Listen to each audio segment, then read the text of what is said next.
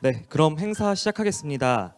네, 2024학년도 KUS 대학혁신 지원 사업 통합 성과 포럼에 함께해 주신 여러분 감사합니다. 저는 오늘 사회를 맡은 KUS 대학혁신 사업단 사업관리팀 이승규입니다. 이번 포럼은 고려대학교 세종 캠퍼스 대학혁신 지원 사업 2주기 3차년도 및 지방대학 활성화 사업 2차년도 종합 성과에 대한 점검과 성과 공유 확산을 위해서 개최하였습니다. 그리고 시간적 물리적 제약으로 인해서 현장에 참석해 주시지 못하신 분들을 위해서 유튜브 채널로 생중계하고 있습니다. 오늘 행사 진행 순서를 간단히 안내해 드리겠습니다. 먼저 KUS 대학혁신 사업단 변영주 단장님의 개회사를 시작으로 대학혁신 지원 사업, 지방대학 활성화 사업 2개 세션으로 나누어 우수사료 발표가 진행될 예정입니다. 그럼 지금부터 KUS 대학혁신 사업단 변영주 단장님께서 개회사를 하시겠습니다. 네, 안녕하십니까. 대학혁신 사업단장을 맡고 있는 기획처장 변영주입니다. 오늘 이렇게 고려대학교 세종 캠퍼스 24학년도 대학혁신지원사업 통합 성과 포럼을 개최하게 돼서 매우 기쁘게 생각합니다. 바쁘신 와중에도 참석해 주신 모든 분들께 감사의 말씀을 드리면서요. 오늘 이 자리를 위해 고생하신 교직원 여러분들께 깊은 감사와 격려의 말씀을 드립니다. 아시다시피 우리 그 세종 캠퍼스는 창의교육, 실용연구를 기치로 해서 융복합 캠퍼스라는 발전 전략을 가지고 계속 발전해 오고 있습니다. 이 대학혁신지원 사업과 지방대학 활성화 사업이 이 교육혁신과 창의교육 그리고 실용연구에 있어서 굉장히 중요한 역할을 했고요. 여기 모이신 분들이 모두 열심히 역할을 해주셔서 24학년도 평가에서 모두 A등급을 받게 되었습니다. 그래서 이 부분을 좀 마무리하고 향후에 어떤 식으로 발전할까를 공유하는 형태에서 오늘 포럼을 개최하게 되었습니다. 아시다시피 대학혁신 지원 사업은 2주기가 올해로 끝나고요. 이제 25년도에 3주기가 시작이 되고 지방대학 활성화 사업은 종료가 되면서 라이즈 사업 체계로 들어가게 됩니다. 그래서 조금 변화는 많이 일어나는 부분이라고 보시면 되겠습니다. 대학혁신지원 사업은 저희가 실제적으로 교육혁신 전략, 연구혁신 전략, 기타 혁신 전략으로 해서 68개의 과제를 진행을 해왔고요. 실제적으로는 굉장히 많은 과제 중에서도 외부 평가에 있어서 높은 그 어떤 우수 성과로 인정을 받는 게 여러분들이 잘 아시는 세종 캠퍼스 특화형 학습자 중심 교육혁신 모델인 세무클래스입니다. 그래서 세무클래스 같은 경우는 24년도에 세종 캠퍼스 전체 개설된 강좌의 15% 정도가 세무클래스로 운영이 되고 있고요. 이거를 바탕으로 타입 3유형에서는 지역사회 구성원을 대상으로 한 배움 나눔 프로젝트도 진행을 하고 있습니다. 그리고 올데이 코스 여러분들이 아시는 지도교수, 컨설턴트, 상담사 등이 이렇게 참여하는 신입생 순환형 상담 체계는 올데이 코스 같은 경우도 굉장히 좋은 평가를 받고 있어서 신입생들이 실제 학교 적응 그리고 전공일이나 진로 탐색에 지원을 해주는 거로 좋은 평가를 받고 있습니다. 마지막으로 이제 학부 연구생 제도죠. 커트 프로그램을 통해서 학생들이 자기 주도적 연구 역량 개발을 하고 있고 실제 세종 캠퍼스 학생의 7%가 이 커트 프로그램에 참여를 하고 있습니다. 그리고 세종 캠퍼스 학부에서 대학원 진학률이 12%가 넘습니다. 이건 비수도권 대학에서 3위를 차지하고 있습니다. 포항공대, 한동대 다음으로 고려대 세종 캠퍼스 학부생들이 대학원 진학을 가장 많이 하고 있고요. 이 부분은 우리가 앞으로 연구 중심 대학으로 뻗어나는 어떤 기반이 될 거라고 생각을 하고 이 커트 프로그램이 큰 기여를 했다고 저는 생각을 합니다. 그리고 지방대학 활성화 사업 같은 경우는 실제적으로 24년도에는 16개 학내에 16개 학과가 참여를 하였습니다. 그래서 주간학과, 연계학과 모두 학과 구조라든가 학사제도 개편, 그리고 교육과정 개편, 교육 여건 개선 등 세부 14개 과제를 추진을 하였고요. 실제적으로 세종시가 추구하는 미래차 모빌리티, 사이버 보안, 바이오 헬스, 스마트 시티 4개의 특성화 분야를 해서 14개 세부 과제를 수행해 왔습니다. 그래서 지방대학 활성화 사업을 통해서 아마 학과 교수님들이나 여기 참여하는 학생들 같은 경우도 그 학과의 교육 환경 개선이 굉장히 많이 되었다는 것을 느끼실 거고요. 특히 뭐 기자재 같은 것들을 많이 구입을 하였습니다. 그래서 저희가 대학 혁신 지원 사업과 이렇게 지방대학 활성화 사업을 통해서 지역과 그리고 교내 어떤 관계자 해서 뭐 산학연 네트워크를 강화해서 학생들이 실무 실용 역량을 향상을 시켜갖고 유능한 지역의 정주 인재 양성에도 기여를 했다고 생각을 하고 있습니다. 예, 오늘 아마 이제 한 2시간 넘게 진행을 할 텐데요. 이 성과 포럼을 통해서 아까 초대에 말씀드렸듯이 2주기 대학혁신 지원 사업과 지방대학 활성화 사업의 종합 성과에 대한 어떤 점검 그리고 성과 공유뿐만 아니라 아까 말씀드렸듯이 25학년도에 이제 3주기 대학혁신 지원 사업이 되고 그리고 이제 라이즈로 넘어가는데 그런 데서 새로운 아이디어라든가 어떤 좋은 프로그램을 발굴할 수 있는 자리가 되기를 희망합니다. 예, 오늘 다시 한번 참석해 주신 모든 분께 감사의 말씀 드립니다. 감사합니다.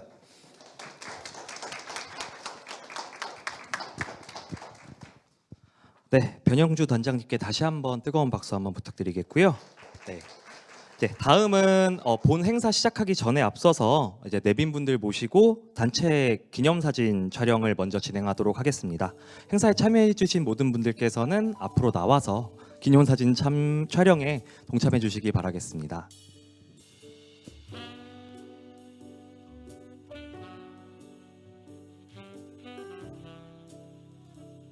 네, 그럼 지금부터 2024 대학혁신 지원 사업 우수 사례 주제로 제1세션 발표 진행하도록 하겠습니다.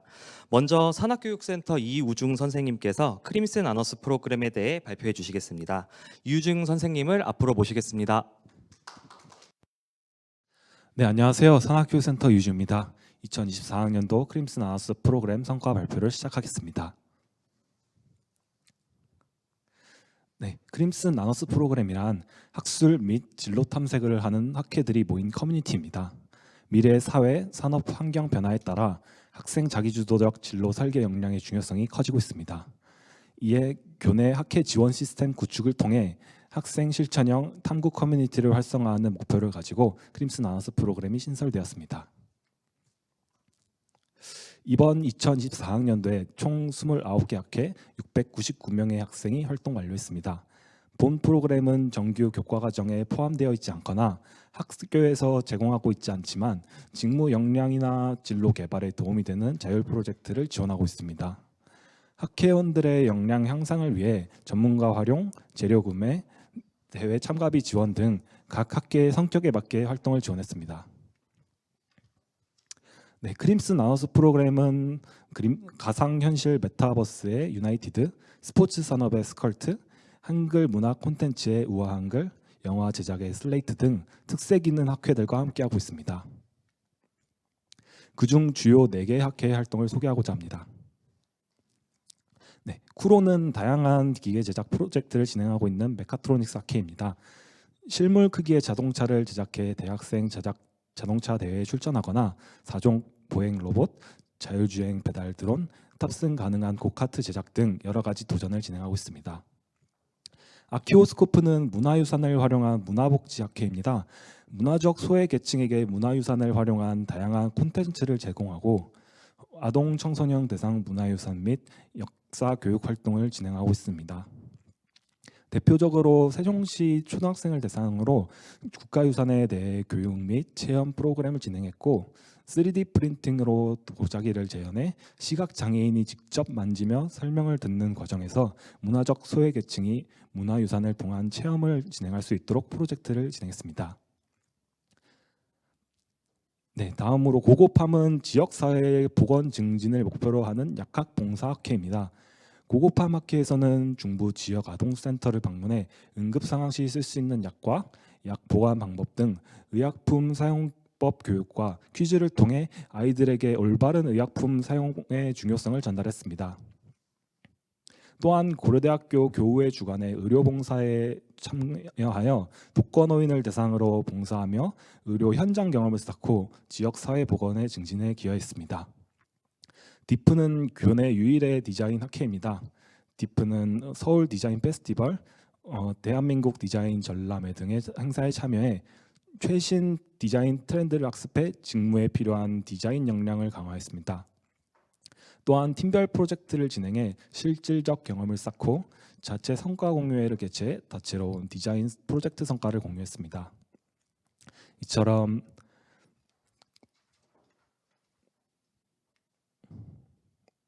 이처럼 다양한 학회들이 각자의 성과를 공유하고 학회 간 교류를 통해 협업 프로젝트 등 공유 협업 역량을 제고하고자 성과 공유회를 개최하게 되었습니다. 2024학년도 크림슨 나우스 윈터 페스타에서는 소속 학회들의 연간 활동 성과를 공유하고자 학회별 포스터 분수를 전시했습니다. 우수 활동 학회의 성과 사례를 발표해 학회 운영에서 생기는 어려움을 극복했던 경험 전달 등 2025년 학회 운영에 필요한 노하우를 공유했습니다. 또한 연세대학교와 인천대학교의 외부 학회를 초청해 타 대학의 활동 사례를 들으며 인사이트를 확장하고 대학생 학술 커뮤니티의 대외적 활성화를 유도했습니다. 마지막으로 성과 분석 및 향후 계획입니다. 프로그램이 위와 같은 성과를 내기 위해서 산학교육센터에서는 학회별 운영 컨설팅을 시행했습니다. 학회 운영의 애로사항을 확인하고 학회 특성에 맞게 지원할 수 있도록 했습니다. 또한 프로그램과 개별 학회의 연속성을 위해서 커뮤니케이션 담당 학회원을 배정하고 멘토, 멘티 시스템을 구축해 후배 양성의 중요성을 강조했습니다.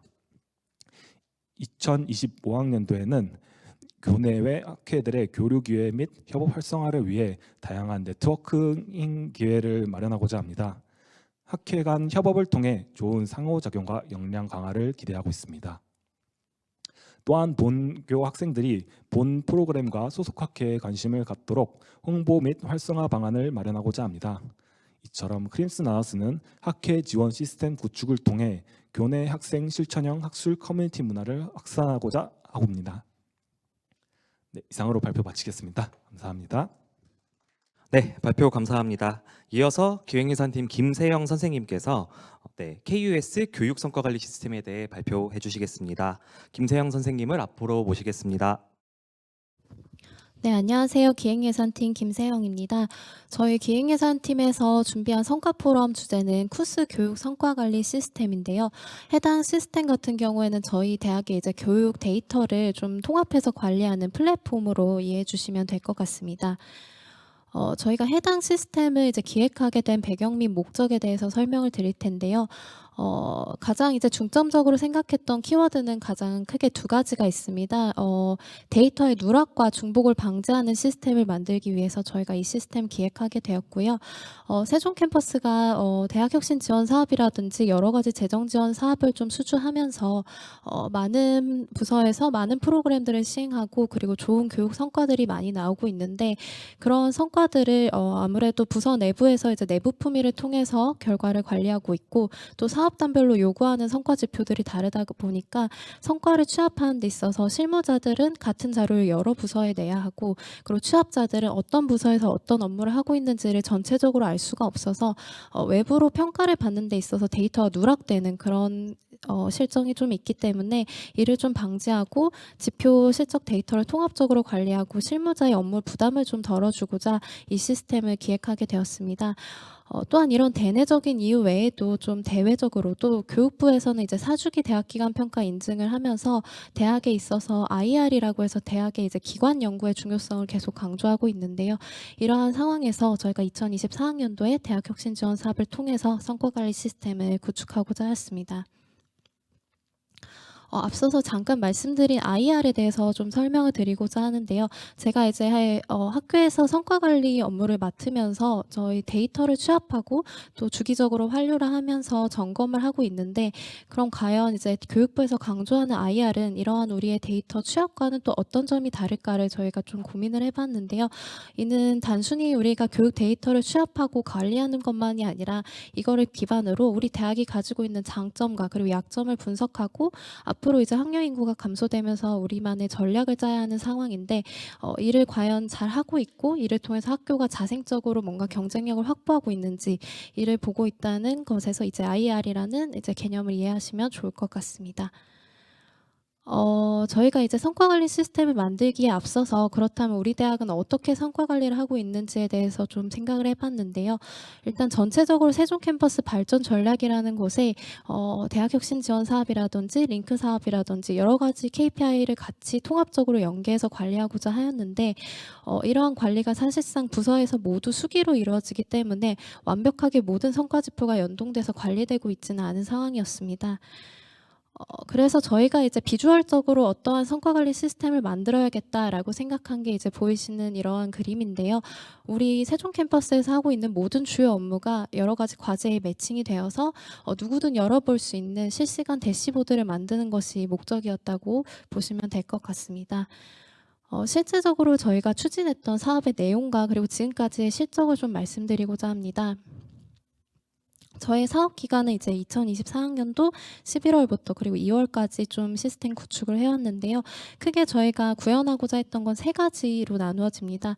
첫째는 저희가 이제 주요 업무라고 해서 부서별로 주요 업무가 있고 또 한 달에 한 번씩 주간 업무 계획이라고 해서 엑셀로 그걸 점검을 해왔었는데, 이러한 데이터를 이 시스템에 좀 얻게 되면서 우리 세종 캠퍼스 전체 부서의 주요 업무를 볼 수 있는 것이 가장 큰 과업의 내용이었습니다. 그리고 두 번째로는 이제 쌓이게 된 이러한 세종 캠퍼스 전체의 업무를 부서별로 좀 솔팅해서 볼 수 있고, 재정 지원 사업별로 그 달성 현황에 대해서 솔팅해서 볼 수 있는 것을 저희가 시스템의 내용으로 삼았고요. 그 마지막으로 이제 대학 알림이 주요 지표 분석이라고 해서 단순히 대학 알림이 공시 자료를 불러오는 것뿐만 아니라 우리가 지금 과연 계속해서 관리해오고 있는 이 실적들 그리고 우상향하고 있는 이 실적들로 인해서 우리 대학이 과연 대외적으로는 어느 정도 위치에 있는지 그를 좀 분석할 수 있는 지표 비교 분석 사이트를 좀 구축하고자 했습니다. 하나씩 좀 자세히 설명을 드리고자 하는데요. 전체적으로 이제 이 시스템이 사용이 되게 된다면 포털의 아이디를 갖고 계시는 모든 교직원분들이 이 시스템에 들어가서 이제 본인의 업무를 관리할 수 있게 됩니다. 그래서 저희가 계속 점검하고 있던 주간 업무 계획을 여기다가 넣게 되고요. 그래서 부서별로 내가 하고 있는 업무에 세부 실행 과제가 어떤 것이 매칭이 되고 또 어떤 KPI와 연결이 되어 있는지 그 작업을 먼저 하게 됩니다. 그렇게 되면 이제 홈 화면에서 세종 캠퍼스 전체적으로 모든 과제의 진행률 그리고 달성률, 예산 집행률을 누구든 확인할 수 있게 될 것입니다. 그리고 그 다음으로는 이제 재정 지원 사업별로 이를 솔팅해서 좀 우리의 성과를 점검할 수 있는 기능도 이제 집어넣었는데요. 이뿐만 아니라 또 저희가 계속해서 2달에 한 번씩 점검하고 있는 부서별 과제 달성 현황 또한 이렇게 부서별로 선택을 해서 솔팅해서 볼 수 있는 기능을 집어넣게 되었습니다.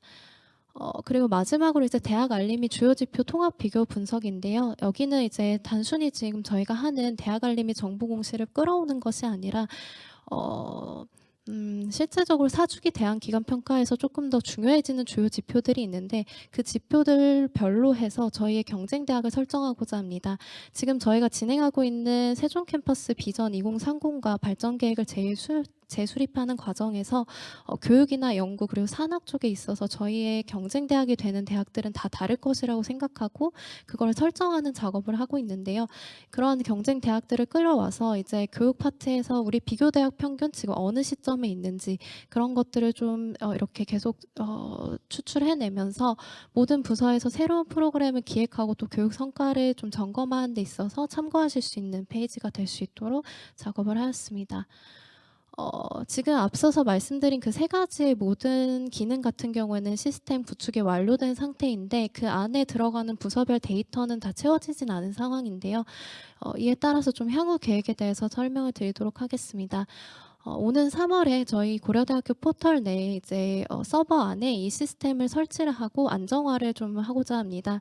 그리고 지금 수립하고 있는 새로운 비전과 발전 계획이 완료가 되면 부서별로 지금 갖고 있는 과제와 그리고 KPI와는 좀 다른 것들을 배정받게 되실 텐데 그러한 데이터를 여기에 연계해서 벌크업 데이터를 좀 연동하고자 합니다. 이러한 과정을 거치게 되면 사실 3월 말부터 4월 초 정도에 이 프로그램을 시연하고 좀 돌릴 수 있을 것 같은데 사실 기획처에서 이 프로그램을 만들 때 이 프로그램이 그냥 단순히 보여주기식 프로그램이 아니라 실제적으로 우리 학교 안에서 회의체에서 운영이 되고 또 실무자들이 중복되는 회의 자료를 내지 않는 그런 업무 효율성을 좀 제고하는데 실질적으로 사용되기를 원하였기 때문에 저희가 시연을 하면서 들어오는 피드백들을 그때그때 반영을 하고 시스템을 고도화하고자 합니다. 또한 이와 더불어서 사실 저희의 발전 계획과 이 모든 과제들과 그리고 재정 지원 사업의 모든 예산 매칭 작업을 좀 진행하고자 합니다. 이를 통해서 이제 저희가 기말에 점검하게 되는 재정 지원 사업의 중복 유사 투자를 점검하는 기능까지 좀 업데이트를 하고자 합니다. 지금까지 저희가 준비한 발표는 여기까지이고요. 오늘 이런 발표를 들어주시면서 저희 시스템에 대해서 좀 궁금하신 점이나 아니면 의견 주시고 싶은 점이 있으시면 저희한테 연락을 주시면 저희 대학의 이제 교육 성과를 좀 더 실제적으로 실효성 있게 관리하는 데 적극적으로 반영하도록 하겠습니다. 네, 감사합니다. 네, 발표 감사합니다.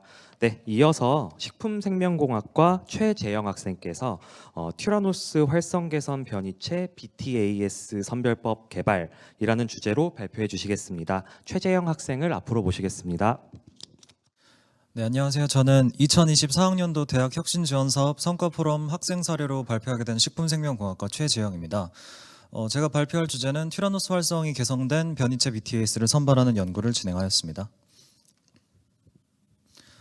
먼저 이번 학기 컬트 프로그램에 지원하게 된 동기는 일단 대학원과의 교류를 통해서 연구자로서의 역량을 강화하고 그리고 학부보다 좀 더 깊이 있는 학문적 지식을 습득하고자 하였고 그리고 지난 학기 컬트 프로그램이랑 동일한 주제를 하고 있는데 그래서 이를 마무리하는 것을 목표로 하였습니다. 그리고 마지막으로 대학원 진학을 앞두고 있기 때문에 대학원생으로서의 역량을 갖추는 것이 목표였습니다. 그래서 제가 진행한 연구에 대해서 발표를 하면 일단 제가 개량하고자 하는 효소는 아밀로스크레이즈입니다. 이 아밀로스크레이즈는 스크로스를 기질로 아밀로스를 합성하는 당 전이 효소인데 이 기질인 스크로스가 고농도로 제공될 때 튜라노스를 생산하는 활성 또한 보유하고 있습니다. 그래서 저는 효소 개량을 통해 그 튜라노스 생성 활성에 개선된 변이체 효소를 얻어내고자 하였습니다. 다양한 아밀로스크레이스 중에 비피도박테리움 썰모필름이라는 균주에서 유래한 BTAS라는 효소는 다른 아밀로스크레이스에 비해 열 안정성이 높습니다. 그래서 그 튜라노스 생산 시 생산할 때 필요한 그 고농도 스크로스 조건에서 발생하는 높은 열이나 아니면 높은 점성 등의 유리한 특성을 보유하고 있습니다. 그래서 저는 이 BTAS를 선택해서 에러프럼 PCR이라는 방법을 통해서 유전자를 증폭하여 변이체 효소를 제작하였습니다. 이 에러프럼 PCR은 유전자 안에 무작위로 뮤테이션을 유발하기 때문에 그 뮤테이션이 너무 과하게 발생하면 오히려 효소의 활성을 낮출 수 있습니다. 그래서 유전자당 평균 뮤테이션이 1개 발생하는 조건을 찾아서 이제 변이체 효소를 제작하였습니다. 그렇게 제작한 변이체 중 그 튜라노스 활성이 개선된 변이체 효소는 기질을 튜라노스를 생성하기 위해서 사용할 것이기 때문에 와일드 타입에 비해서 아밀로스를 적게 생성할 것이라고 예상하였습니다. 그래서 아밀로스를 염색하는 루골 솔루션을 이용한 온플레이트 어세이를 진행을 해서 아밀로스를 적게 생성하는 콜로니를 선발하는 방식으로 변이체를 선발하고자 하였습니다. 먼저 에러프럼 PCR로 증폭한 유전자를 이콜라이 균주에 형질 전환하고 그리고 온플레이트 어세이를 진행을 해서 저 사진의 빨간 원 안에 있는 콜로니처럼 좀 아밀로스를 적게 생성해서 약하게 염색되는 콜로니를 1차로 선발을 합니다. 그 1차로 선발한 변이체를 이제 다시 유전자를 프랩을 하고 그런 다음에 유전자를 프랩을 하고 그리고 다시 형질 전환을 하고 그 형질 전환한 플레이트를 피킹을 해서 그 리플리카 플레이트를 만듭니다. 이 리플리카 플레이트로 온플레이트 어세이를 다시 진행을 하면 2차로 변이체를 선발을 하게 되는데 이때 그 리플리카 플레이트 상에는 그 컨트롤인 와일드 타입 BTAS와 같은 플레이트 상에서 배양을 하기 때문에 실제로 와일드 타입보다 아밀로스 생성 활성이 낮다는 것을 쉽게 비교할 수 있고, 저기 보이는 3번과 6번처럼 약하게 염색되는 변이체가 아니라 4번처럼 이제 검정색으로 염색되지만 이제 컨트롤 와일드 타입에 비해서는 확실히 환의 크기가 작은 변이체를 2차 선발에서 선발하였습니다. 그래서 선발 결과인데요. 1차 스크리닝에서는 총 7,050개 콜로니를 스크리닝을 해서 83개 변이체를 선발을 했고, 2차 선발에서는 저런 식으로 염색된 콜로니들을 그룹 1에서 6개, 그룹 2에서 15개 변이체를 선발하였습니다. 이렇게 2차에 걸쳐 선발한 변이체의 활성 측정과 함께 이제 비교를 해야 하니까 와일드 타입 BTS의 활성 측정도 같이 진행을 했습니다. 이제 환원당 활성을 측정을 하고 아밀로스 생성 활성을 측정을 했고, 그리고 이 변이체 효소들의 활성은 와일드 타입 효소의 스페시픽 액티비티 대비 상대 활성으로 와일드 타입 대비해서 변이체 효소가 몇 %의 활성을 보유하고 있는지 나타내었습니다. 아래 그래프가 변이체들의 활성을 상대 활성으로 나타낸 그래프인데, 이 중에서 이제 높은 것만 모아봤는데요. 네, 이런 식으로 그래프가 나오게 됩니다. 이제 우측 상단에 보이는 연두색 점이 와일드 타입이고요. 이거에 대비해서 환원당 활성이 상대적으로 몇 프로인지, 아밀로스 활성이 상대적으로 몇 프로인지 나타낸 것인데, 조금 더 확대를 해서 보면 저 초록색 점 1-7번 변이체가 가장 높은 활성을 보유하고 왼쪽에 있는 변이체들이 좀 낮은 활성을 보유한 것처럼 나와 있는데, 실제로 제가 여기서 선발한 변이체들은 저 파란색 영역 안에 있는 변이체들입니다. 저 점선을 보시면 원점과 와일드 타입을 이어놓은 점선인데요. 저 1-7번처럼 점선 근처에 있다는 것은 이제 와일드 타입에 비해서 아밀로스 활성과 환원당 활성이 비슷하게 떨어졌다는 걸 뜻합니다. 그러면은 이제 환원당이 티라노스를 더 잘 만들 것이다라고 예측할 수는 없어서, 차라리 총 활성이 조금 낮더라도 비교적으로 아밀로스 활성이 좀 낮고 환원당 활성이 좀 더 높은 변이체를 선발하는 것이 티라노스 활성이 개선된 변이체를 선발할 수 있을 것이라고 판단하였습니다. 그래서 저 파란색 영역 안에 있는 변이체 중에 가장 높은 2-24번이랑 2-30번 변이체를 선발을 해서 정지 요소를 얻어내고 티라노스 활성을 실제로 측정을 하였는데요. 이제 와일드 타입과 비교를 해야 되니까 동일한 양의 환원당을 생성하는 유닛을 사용해서 티라노스 활성 측정을 진행을 하였고요. 이제 2-24번은 티라노스를 아예 생성을 하지 않았고, 그리고 2-30번 변이체는 와일드 타입에 비해서 약 70% 정도의 티라노스 생성 활성을 보였습니다. 그래서 결국 와일드 타입에 비해서 개선된 변이체를 찾지는 못하였지만, 그래도 이제 2-24번과 2-30번 모두 환원당 활성은 와일드 타입 대비 10% 정도밖에 되지 않지만, 그래도 티라노스 활성은 와일드 타입 대비 70% 정도로 높은 활성을 보여있기 때문에 지금과 같은 스크리닝 과정을 거쳐서 데이터를 계속 축적하다 보면 결국 와일드 타입보다 좀 더 개선된 활성을 보유한 변이체를 선발할 수 있을 것으로 예상하고 있습니다. 네, 그래서 이번 컬트 프로그램을 통해서 얻은 정성적 실적으로는 자기 주도적으로 실험을 설계하고 수행하는 능력이 매우 향상되었다고 직접 체감할 수 있었고, 그리고 결과 정리나 이런 발표 자료 제작하는 역량도 전보다 늘었음을 확실히 느낄 수 있었습니다. 그리고 정량적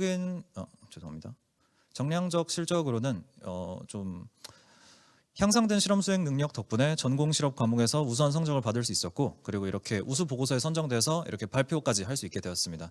그래서 처음에 목표로 했던 연구의 마무리는 할 수 없었지만, 그래도 이렇게 컬트 프로그램 덕분에 발표도 하고 학부 마지막 학기를 잘 마칠 수 있어서 좋은 추억으로 남길 수 있었을 것 같습니다.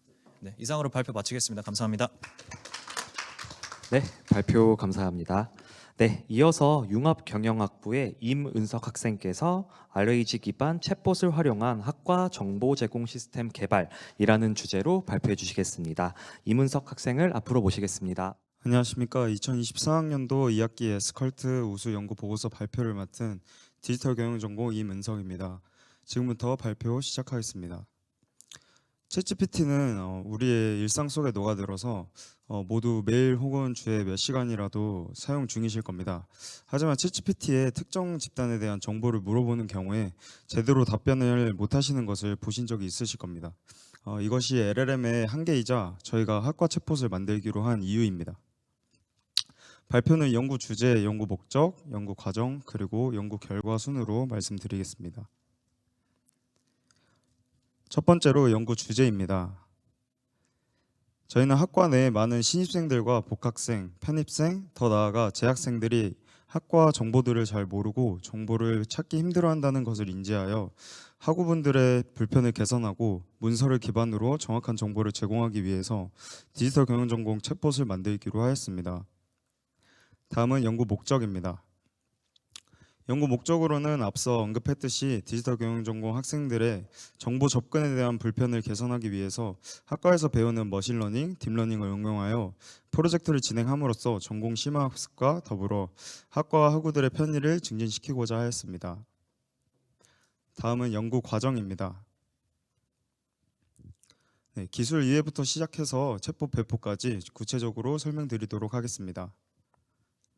먼저 챗봇을 구현하기 위해 저희가 알아야 하는 기술인 RAG에 대해서 각자 학습한 뒤에 만나서 학습한 내용을 공유하며 챗봇 프로젝트의 전반적인 핵심 구조를 파악하고 레그를 실현시키기 위해 필요한 프레임워크인 랭체인을 공부하며 챗봇의 작동 원리를 파악하였습니다. 이론을 공부한 뒤에는 이론을 코드로 구현하기 위해 처음부터 코드를 짜는 것이 아니라 간단한 PDF 파일을 만든 뒤에 클론 코딩을 진행하여 챗봇의 동작 흐름이 코드에서 어떻게 구현되는지 확인하였습니다. 다음은 저희가 실제로 클론 코딩을 진행한 코드의 일부분을 가져왔는데요. 제작한 PDF를 파이썬을 통해 불러와 읽어드린 후에 임베딩하여 문서를 저장하고 GPT 3.5 터보 모델을 통해 문서를 기반으로 질문에 대한 답변을 받도록 하였습니다. 클론 코딩을 진행해 봤을 때 위에 보이시는 내용이 실제 문서 내용이고 밑에 저희가 학교의 캠퍼스 특징은 무엇인가요? 물어봤을 때 코드의 출력이 문서 내용과 거의 비슷하게 출력이 되는 것을 확인할 수 있었습니다. 클론 코딩을 진행하면서 저희는 GPT 3.5 터보 모델이 API를 사용하는 가격이 비싸다는 것을 알게 되어서 가격이 저렴하고 더 정확한 답변을 추출하는 GPT-4.5를 사용하기로 결정하였습니다. 또한 학부의 전체 내용을 담은 PDF가 아니라 학생들이 더 궁금해하고 잘 모르는 내용들만 PDF로 카테고라이징하여 제작해야 된다는 것을 깨닫게 되었습니다. 그래서 저희는 구글 폼으로 설문을 구성하여 디지털 경영전공 학과 톡방을 통해서 설문조사를 실시하여 학생들이 무엇을 궁금해하고 잘 모르는지 파악했습니다. 보시는 화면은 저희가 실시한 설문조사의 결과입니다. 설문조사를 통해 학생들이 졸업 여건과 장학 여건 그리고 교환학생 관련 정보에서 어려움을 겪는다는 것을 확인했습니다. 20년도 이전부터 24년도 졸업 여건과 교내 장학금, 교환학생 등 학생들이 설문한 것을 바탕으로 PDF를 제작하였습니다. 다음은 PDF 파일 중 하나를 예시로 가져와 봤습니다. 공지 파일을 파이썬의 PDF 로더가 효율적으로 읽을 수 있도록 보시는 것과 같이 텍스트 형태로 바꿔서 PDF를 제작하였습니다. PDF를 제작한 후에는 랭체인과 레그 모델을 통해 챗봇을 만들기 시작했습니다. 먼저 PDF를 불러들여 텍스트를 다큐멘트 객체로 변환하고 메타데이터를 추가하여 후에 질문에 대한 답변을 받았을 때 해당 답변이 어느 문서 어느 페이지에 있는지 확인할 수 있도록 하였습니다. 그 다음에는 다큐멘트를 작은 단위로 나누어 독립적인 검색 객체들을 더 생성하였습니다. 청크가 끊겼을 때 정보의 손실을 막기 위해서 100청크만큼 청크들을 겹치도록 하였습니다. 이제 나눠진 다큐멘트들을 임베딩한 뒤 파이스 라이브러리를 통해 벡터 스토어를 생성하고 임베딩 벡터들을 저장하여 답변을 효율적으로 추출할 수 있도록 하였습니다. 프롬프트 템플릿은 GPT에게 저희가 명령하는 것으로 저희가 원하는 대로 답변을 출력하도록 템플릿을 작성하는 것인데요. GPT가 일관된 답변을 출력하도록 프롬프트 템플릿을 작성하였습니다. 최종적으로 사용자가 질문을 하게 되면 해당 텍스트를 임베딩으로 변환한 뒤에 벡터 스토어에서 유사한 다큐멘트를 찾고 LLM이 다큐멘트를 받아 앞서 설정한 프롬프트 템플릿대로 답변을 해주도록 챗봇을 구현하였습니다. 인터페이스로는 저희 팀에 프론트엔드 개발자가 없어서 파이썬으로도 인터페이스를 구현할 수 있도록 해주는 그라디오로 먼저 인터페이스를 만들었다가 그라디오보다 더 사용자 친화적으로 만들 수 있고 다양한 위젯을 지원하는 스트림릿으로 인터페이스를 변경하였습니다. 보시는 화면이 최종 챗봇의 인터페이스입니다. 왼쪽에 정보를 원하는 카테고리를 클릭한 뒤에 가운데에 질문을 입력하면 입력을 받으실 수 있습니다. 만약 원하는 답변을 받지 못한 경우에는 오른쪽에 피드백란에 입력하여서 개발자에게 전달할 수 있도록 하였고 개발자는 피드백이 담긴 CSV 파일을 통해서 PDF를 지속적으로 업데이트하고 데이터베이스를 확장할 수 있도록 하였습니다. 네, 그래서 프로젝트 결과가 어떻게 되는지 말씀드리고 발표 마치겠습니다. 실제로 비교과에 대한 질문이나 교내 장학금 등 정보를 얻고자 하는 질문을 했을 때 문서를 기반으로 정확한 정보를 출력하는 것을 확인할 수 있었습니다. 이 사진은 저희가 학우들에게 배포하여 실제로 사용하는 장면을 찍은 사진입니다. 컬트 프로그램을 통해 전공 과목 딥러닝을 활용한 자연어 처리에서 저희 팀원 전부 A+를 받을 수 있었고, 학생들의 피드백을 통해서 어떤 정보를 더 얻고 싶어 하는지 확인하고 PDF를 업데이트하면서 챗봇을 확장할 수 있었습니다. 또한 직접 문제를 인식하고 해결해 나가는 과정에서 연구를 어떤 식으로 진행해야 하는지 전반적인 흐름을 익힐 수 있었고, 많은 시행착오를 통해서 전공 역량을 늘리고 심화 학습을 할 수 있었습니다. 네, 여기까지 발표 마치겠습니다. 감사합니다. 네, 발표 감사합니다. 네, 세션 1의 마지막 순서로 정부행정학부의 강유나 학생께서 현장 실습 합기제 참여 수기에 대해서 발표해 주시겠습니다. 네, 강유나 학생을 앞으로 모시겠습니다. 네, 안녕하세요. 지금부터 발표 시작하도록 하겠습니다. 저는 2024학년도 1학기부터 여름 계절학기까지 현장 실습 학기제에 참여한 강윤아라고 합니다. 먼저 제가 실습했던 기관을 소개해 드리도록 하겠습니다. 제가 실습했던 기관은 경기도 수원시에 위치한 경기주택도시공사라는 공기업으로 지방공기업법상의 광역지자체 100% 출자 지방공기업입니다. 경기주택도시공사의 주요 사업으로는 2, 3기 신도시 사업, 가장 유명한 사업인 주거복지 사업이 있고요. 그리고 산업단지 및 지식산업센터 건설 등이 있습니다. 다음으로는 제가 현장 실습을 통해 어떤 것을 이루고자 했는지 말하도록 하겠습니다. 학교에서 근로 스터디잉 등의 다양한 활동을 하면서 행정 분야의 업무가 저와 잘 맞다는 생각을 하였습니다. 대표적으로 공무원과 공기업 중에 어느 곳이 저와 더 잘 맞는지 고민을 하고 있었고, 이에 대한 적합도를 판단하기 위해서 현장 실습 학기제를 참여하게 되었습니다. 두 번째로는 실무를 경험해보고 싶었습니다. 학교 그리고 수업에서는 배우지 못하는 사회에서 일을 겪어보며 미래에 대한 준비를 하는 게 저의 목표였습니다. 다음으로는 실습 직무 및 제가 어떻게 사회에 적응했는지 알려드리도록 하겠습니다. 현장 실습생이 지원할 수 있는 분야 5가지 중에 저는 사업 지원을 선택했는데요. 그중 제가 속해 있던 곳은 주거복지처 매입임대부라는 부서였습니다.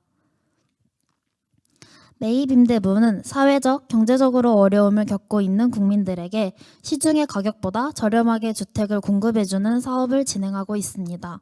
이외에도 이미 주택이 있는 분들에게는 노후화된 집을 수리해주거나 거동이 불편하신 분들을 위해 주택 내 편의시설을 설치해줌으로써 쾌적한 주거환경을 조성하는 데 지원을 하고 있습니다. 그 속에서 현장 실습생인 저의 업무는 다음과 같았습니다. 우선 공사와 계약을 맺고 있는 계약자들에 대한 채권 우편물 관리를 맡았습니다. 계약 만기가 다가오거나 새로 입주하게 되는 계약자들에 대한 우편물을 확인합니다. 그리고 각각 담당자님들께 전달할 때에는 빠뜨린 내용이 없도록 2차로 확인해서 전달을 했습니다. 사회생활을 앞두신 분들에게는 항상 꼼꼼히 확인해야 하는 습관을 들여함을 강조하고 싶습니다. 다음은 매입임대 예비입주자 모집공고문 작성 및 입주자 양식을 송부하는 것입니다. 제가 실습하는 6개월 동안 청년, 신혼부부 등 다양한 유형의 대상으로 한 공고가 올라오는데요. 각각의 공고마다 기준이 다르다면 이를 확인해야 하고, 또한 공고가 올라오는 시기마다 내용이 바뀌는 경우가 있어서 공고마다 달라진 법률이나 기준들을 확인하였습니다. 청년들이 많이 거주하는 원룸, 오피스텔의 경우에는 월세로 임대를 해주지만 아파트 경우에는 전세 입주자로 모집을 합니다. 이 공고는 장기 전세 입주자 모집 공고와 오른쪽 사진은 공사에서 매입할 재건축 주택 가격 산정을 위한 인근 아파트 전세 가격 비교 조사입니다. 모든 게 처음이던 시기 제가 실천했던 것은 다음 2가지입니다. 첫 번째는 질문을 두려워하지 않는 것, 그리고 적극적으로 임하는 태도입니다. 위의 왼쪽 사진은 처음 부서에 왔을 때 받았던 인수인계서입니다. 이것들을 통해 현재 부서가 어떠한 사업을 진행하고 있는지 그리고 얼마나 진행했는지를 알 수 있었습니다. 업무를 수행할 때에는 항상 노트를 들고 담당자님께 찾아갔었습니다. 그리고 담당자님께서 알려주신 내용을 받아 적고 복습하며 업무를 숙지해 나갔었습니다. 첫 출근 때 아직 컴퓨터도 받지 못하고 아직 준비가 잘 안 된 곳들이 많습니다. 그 출근 때 노트를 챙겨가는 것을 추천드립니다. 담당자님께 업무를 보고한 후 제가 추가로 할 수 있는 것은 어떤 것이 있는지 여쭤보며 업무 범위를 넓히려고 노력했습니다. 주어진 것만 해도 되지만 적극적인 자세를 보인다면 멘토인 실무자분들께서도 실습생에게 더 많은 것을 알려주려고 하실 것입니다. 다음은 성과와 성장입니다. 저는 우선 나만의 자료 제작 그리고 업무에 대한 실력 상승을 할 수 있었습니다. 이 사진은 제가 직접 만들었던 인수인계서 파일입니다. 사업에 대한 인수인계서를 통해 사업은 알 수 있었지만 실제로 회사 생활에서 활용하게 될 부분은 직접 물어가며 숙지를 해야 하는 어려움이 있었습니다. 구두로만 듣게 되면 읽기가 쉽고 활동에 대한 증명이 어렵습니다. 문서로 그 증거가 될 수 있음을 느꼈고 저는 6개월간의 실습을 바탕으로 문서화하는 것을 습관하기로 다짐하게 되었습니다. 사회생활에서 대한 실력 상승 또한 값진 성장이라고 느낍니다. 현장 실습 때 배웠던 것을 토대로 사회에서 좀 더 나은 모습으로 자리 잡을 수 있게 될 거라 생각합니다. 마지막으로 소감 말하고 마치도록 하겠습니다. 실습하며 같이 일했던 동기들과 부서에 있던 분들까지 저는 다양한 사람들에게서 배우고 느끼며 성장할 수 있었습니다. 각자의 목표를 향해 열심히 노력하면 모두 원하는 바를 이룰 수 있을 거라고 생각합니다. 감사합니다. 네, 발표 감사합니다. 네, 여기서 이제 제 1세션은 마무리를 하겠고요. 원래 제 2세션으로 들어가기 전에 휴식 시간을 좀 갖고 진행을 하려고 했었는데 네, 생각보다 좀 시간이 저희가 계획했던 것보다는 좀 빨리 진행이 되다 보니까 간단하게 이제 만족도 조사만 한번 안내 드리고 바로 세션 2 진행할 수 있도록 하겠습니다. 네. 만족도 조사는요, 저희가 지금 현장에 참여해 주신 분들께는 지금 화면으로 보이시는 QR코드를 통해서 만족도 조사 진행해 주시면 되고요. 온라인 유튜브로 참여해 주신 분들께서는 채팅창에 저희가 띄워드린 링크로 만족도 조사 참여해 주시면 되겠습니다. 네, 그럼 제 2세션 바로 진행하도록 하겠습니다.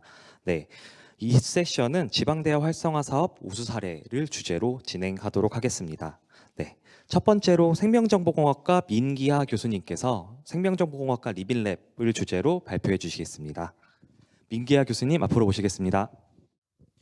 네, 안녕하세요. 고려대학교 생명정보공학과의 민기하입니다. 먼저 발표를 시작하기에 앞서 2024 대학신 지원사업 통합 성과 포럼에 생명정보공학과 리빙랩 3기의 성과 사기를 발표할 기회를 주셔서 감사합니다.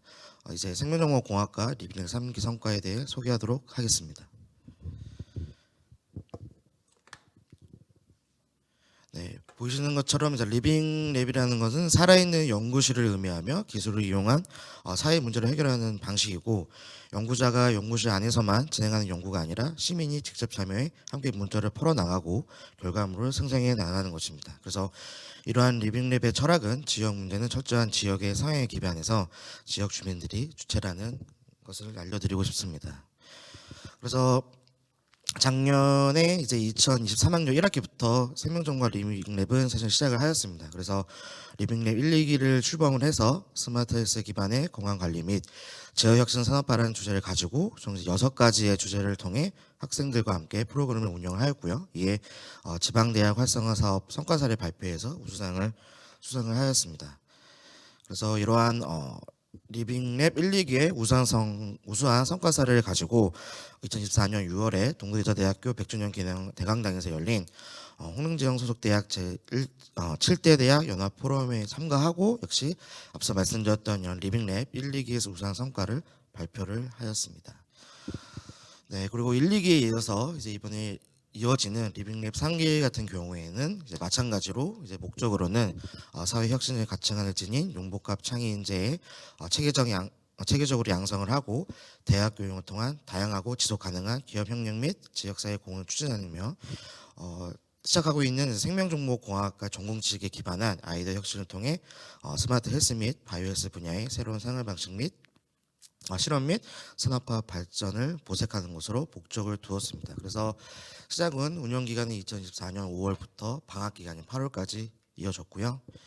이제 주제는 보시는 것처럼 총 6가지의 주제입니다. 먼저 학관의 스마트 헬스 환경 구축 및 개선, 그리고 관리 예방 온오프 개봉 방안 연구가 첫 번째 연구 주제이고, 두 번째는 스마트팜 수직 정원 설치 그리고 운영 및 지역 그린 산업에 기여한다는 것이 두 번째 주제. 세 번째는 지역 혁신에 맞춘 학과 전공 교과나 이제 비교과 활동의 개선 연구가 세 번째로 되겠습니다. 그리고 네 번째는 뇌파 및 심파 활용을 한 스트레스 추정 및 해소 방안 연구.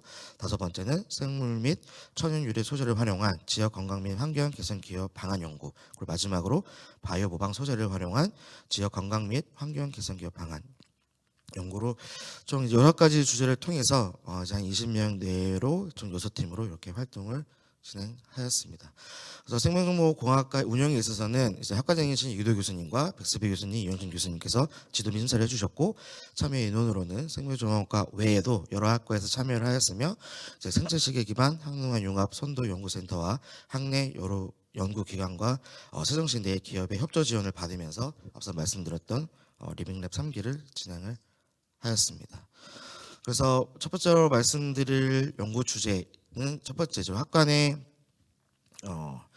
스마트 헬스 환경 구축 및 개선 및 관리 방안 연구, 개몽화 연구입니다. 그리고 이전은 말씀드렸듯이 이제 산학협력관 3층 공간 내에 수직 정원을 설치를 해서 운영하는 것을 목표로 하였고, 3조 또한 이제 기존의 리빙랩 1기, 2기에 좀 다르게 새롭게 추가된 주제로서 이제 학과 전공 교과 및 비교과 활동 개선에 관련된 내용입니다. 그리고 4조 같은 경우에도 이제 뇌파나 심파 활용을 할 수 있는 어떤 특정한 기기와 그에 관련된 이제 학생들을 모집을 해서 실제로 스트레스를 좀 유발해서 추정하고 또 이걸 해소하는 방안 연구를 진행하였습니다. 그리고 이제 5조와 6조 또한 새로운 주제인데요. 이제 적혀 있는 것처럼 생물 및 천연 유래 소재를 활용해서 어쨌든 지역 건강과 환경 기술을 기여하는 방안 연구. 또 마찬가지로 6조 또한 바이오 모방 소재를 활용해서 똑같이 하는 연구, 이렇게 진행을 하였습니다. 그래서 이러한 리빙랩으로는 활동으로는 주로 이제 2주 혹은 3주마다 정기적인 전체 회의를 통해서 각 조별로 진행 사항 발표 및 피드백을 진행하는 과정을 가졌고요. 정기 회의 전후로 해서 멘토링 활동을 통해서 앞서 얘기 나왔던 뭐 코멘트라든가 아니면 뭐 피드백을 통해서 그 받은 내용으로 연구 내용을 개선하는 시간을 가졌습니다. 그리고 중간에 이런 중과성과 발표를 한번 열어서 정기 회의를 통해서 개선된 연구 주제의 방향성 검토와 향후 추진 전략에 대한 고찰을 하는 시간을 가졌습니다. 그리고 중간성과 이외에도 이제 초청 세미나를 2번을 좀 가졌습니다. 그래서 먼저 첫 번째 초청 세미나라는 주식회사 1778 리빙테크 진창호 대표님께서 이제 스마트팜 소개 및 동향이라는 주제를 가지고 발표를 하였고요. 사실 이 생명정보학과 리빙랩 3기에 참여하고 있는 학생 이외에도 생명정보공학과나 아니면 그 외 타 학과에서도 이런 스마트팜이나 아니면 이러한 동행에 전반적인 관심이 있는 친구들 모두 이제 홍보하고 모집해서 학과 사무실에서 이렇게 초청 세미나를 열어서 많은 질문과 열띤 토의가 있었다는 것을 말씀드리고 싶고요. 네, 두 번째 초청 세미나로는 여기 대전세종연구원의 이윤희 실장님을 이제 초빙해서 세종시의 전반적인 환경 이슈나 탄소 중립이라는 주제로 발표를 해주셨습니다. 아무래도 세종시라는 지역이 대구처럼 분지 같은 요 지역이 있기 때문에 이제 미세먼지나 특히 이제 세종시에 오래 살고 계신 분은 알겠지만 좀 안개나 이런 좀 지역적인 기후적인 문제들을 좀 가지고 있기 때문에 그런 환경 이슈라든가 그 현재 이제 정부의 키워드 중에 하나인 탄소 중립 뭐 이런 것들을 가지고 이제 많은 학생들과 열띤 토의를 의견을 주고받는 자리를 가졌습니다. 그래서 이제 학기부터 방학 기간까지의 리빙랩 프로 활동 내용을 최종 정리해서 하는 최종 성과 발표를 가졌고요. 그래서 포스터 발표라든가 아니면은 포스터 발표 외에 주별 추가 성과 같은 걸 공개하는 이런 자리를 가졌습니다. 그래서 아까 말씀드렸던 6가지의 이제 주제 중에서 두 번째인 스마트팜 설치 운영 및 지역 그린 산업에 기여하는 요 팀의 학부생 친구들이 대상을 수상을 하였고요. 네, 이제 1조와 2조 먼저 뭐 앞서 이제 준비된 산업협력관 3층의 공간 내에서 포스터 발표를 하고 말씀드렸던 포스터 발표 외에 추가적인 뭐 홍보 성과 이런 것들을 이제 발표를 하고 또 아까 말씀드렸던 교수님들이 심사를 하는 이런 시간을 가졌습니다. 그 또한 3조, 4조 같은 경우에도 역시 앞에 1조와 마찬가지로 성과 발표에 포스터 발표와 추가 성과를 진행했다는 모습이고요. 5조, 6조 또한 이제 포스터 발표와 홍보 성과 이런 것들을 좀 진행을 하였습니다. 그래서 좌측에 보이는 것들이 이제 포스터 발표 외에 이제 추가적으로 학생들이 홍보물이나 성과물을 만들어서 산업협력관 3층에 생명정보 공간 중앙 복도에 설치를 해서 사실 이 3층 공간을 쓰고 있는 생명정보과 학생 이외에도 그곳을 활용하고 있는 다양한 학생들인 친구들에게도 이렇게 정보를 줄 수 있고 홍보할 수 있는 공간을 마련하였고요. 오른쪽에 보이는 포스터 발표를 가지고 와서 실제로 이것도 가져오지 않았지만 3층 복도에 전시해서 이런 내용들을 학생들이 볼 수 있도록 준비를 하였습니다. 네, 그래서 이제 개선 방향입니다. 이제 개선 방향으로는 학생들의 성과 및 예산 집행을 지원할 연구 행정 인력이 필요하다는 것을 이제 1년 반 동안 지나는 것에 있어서 계속 느꼈고요. 그래서 만약에 기존 행정 인력을 활용할 경우에는 보상이 필요할 것 같다는 생각이 듭니다. 그리고 리빙랩과 연계할 수 있는 뭐 지방대학 활성화 내 사업을 추가 발굴하거나 연계할 수 있으면 좋겠다라는 것이고 그 예로 리빙랩 사조 연구회라는 것을 이제 만들게 된다면 차기 리빙랩을 진행하기 전에 이제 교수님과 멘토 참여했던 그런 학생들로부터 연구 사전 리빙랩 연구회를 사전에 구성하고 리빙랩 전반에 대해서 계획할 필요가 있다라는 것이 좀 개선 방향으로 말씀드리고 싶습니다. 네, 그리고 추진 전략 모색으로는 이제 고도화 방향에서는 일회성이 아니라 이제 일정한 주기로 계속 꾸준하게 진행할 수 있는 그런 리빙랩 프로그램이 되도록 즉석 의논이 필요할 것 같고요. 단순히 그러한 일정된 주기로 계속 진행하는 것보다는 어느 정도 개선된 형태로 하기 위해서는 리빙랩 멘토의 양성이 필요하고 또한 홍보를 통해서 새로운 지역사회 및 지역기업의 맞춤형의 리빙랩 모델을 제시하는 것이 좋겠다라는 것이 이제 고도화 방향입니다. 그리고 기대 효과로는 이제 서울시 지역에 대한 관심도가 아무래도 초청 세미나라든가 아니면 그런 이슈들을 끄집어내서 활동하는 거기 때문에 아무래도 관심도라든가 참여 학생들에 관련된 역량, 문제 해결과 의사소통이 좀 강화됐다는 것을 기대할 수 있고요. 계속 강조하지만 이런 리빙랩의 의미에 맞게 주변의 높은 참여 권장이라는 학생성으로 이어져서 앞서 얘기했던 뭐 고도화 방향이라든가 기대 효과 이런 것들 모두 부가 증폭시킬 수 있는 그런 식으로 갔으면 좋겠습니다. 그래서 향후 목표는 리빙랩과 유사한 비교과 프로그램에 대한 다양한 연구를 통해서 새로운 지역사회 맞춤형 리빙랩 모델을 제시하고 지역사회의 가치를 제고하고 혁신을 앞당길 수 있도록 하는 지원이 있으면 좋겠습니다. 그래서 리빙랩 프로그램을 마치면서 여기 학생들을 독려하는 것이 사실은 쉽지는 않았습니다. 이제 비교과 연구 프로그램이기도 하고 본래인 공부나 이제 학업에 관련된 것도 있으면서 추가적으로 시간을 내서 하는 거기 때문에 그리고 방학 기간도 꽤 있으면 더욱더 활동에 집중하기는 어려웠지만 그럼에도 불구하고 끝내 의미 있는 성과 의미를 도출했다고 생각을 하고요. 결과적으로 지역사회의 바이오 헬스 산업에 기여할 수 있는 연구 결과를 생출하였다고 생각이 듭니다. 그래서 마지막으로 이제 리빙랩과 의미의 개념을 다시 한번 생각해 보면 세종시 안에 고려대학교 안에 그 세종캠퍼스의 학생들이 주체가 돼서 지역 문제에 그런 지역의 사항에 기반해서 직접 참여해서 문제를 풀어나가는 것들이 지속되어야 된다라는 말씀을 끝으로 발표를 마치도록 하겠습니다. 경청해 주셔서 감사합니다. 네, 발표 감사합니다. 네, 이어서 전자기계융합공학과 안수종 학생께서 전자기계융합공학과 리빙랩을 주제로 발표해 주시겠습니다. 안수종 학생을 앞으로 모시겠습니다. 네, 안녕하십니까. 전자기계융합공학과 리빙랩에 대해서 발표하게 된 안수종입니다. 작년에 이어서 올해도 이 리빙랩을 참여하게 되었는데요.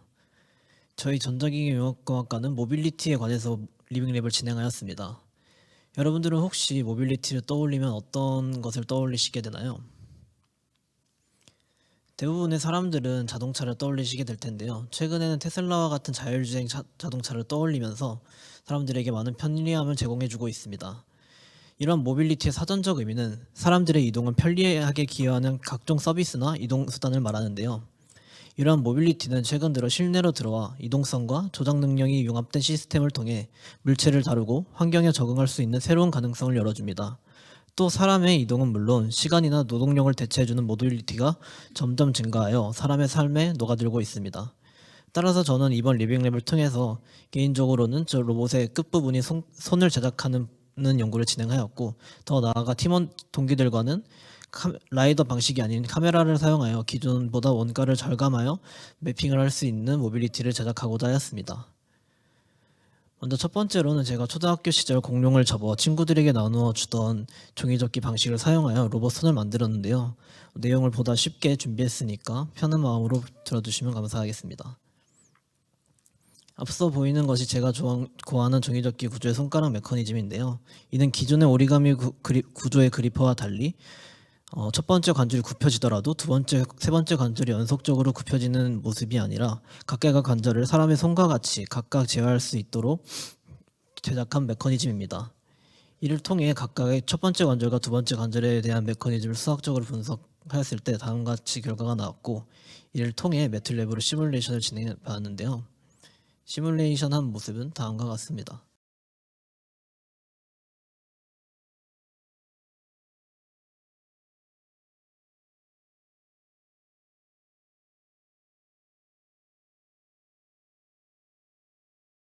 이를 통해서 제가 제작한 프로토타입인데요. 가운데 부분은 3D 프린터로 이제 단단한 부분을 제작하였고, 그리고 관절 부분은 부드러운 소재의 천막을 사용하여 보다 부드럽고 적은 힘으로도 구동 가능하게 제작하였습니다. 이를 제어하는 방식은 이제 각 양쪽의 날개를 케이블로서 당김으로써 물건을 파지할 수 있는 메커니즘입니다. 해당 영상은 이제 제가 직접 제작한 메커니즘을 영상으로 보여드리고자 하였는데요. 각각의 관절을 이제 케이블로 당김으로써 첫 번째 관절, 두 번째 관절, 세 번째 관절이 구동되는 영상이었습니다. 이를 통해서 보통 구형의 물체, 타원구의 물체, 그리고 직육명체의 물건들을 파지할 수 있는 영상이었습니다. 하지만 이렇게 케이블로 당김에 있어서는 구조적인 어려움도 있고 더 보다 많은 공간을 차지하는 문제점이 있어 이를 파우치 모터를 사용하여 프로토타입을 구동하고자 하였습니다. 이를 사용하게 될 경우 보다 단순한 메커니즘으로서 구동을 할 수 있고, 더 강한 힘이나 더 적은 힘으로도 물체를 잡을 수 있는 모터 설계여서 다음과 같이 진행을 하였습니다. 이 영상 또한 제가 제작한 파우치 모터를 통해 이제 첫 번째 관절과 두 번째 관절이 굽는 모습을 나타내고자 하였습니다.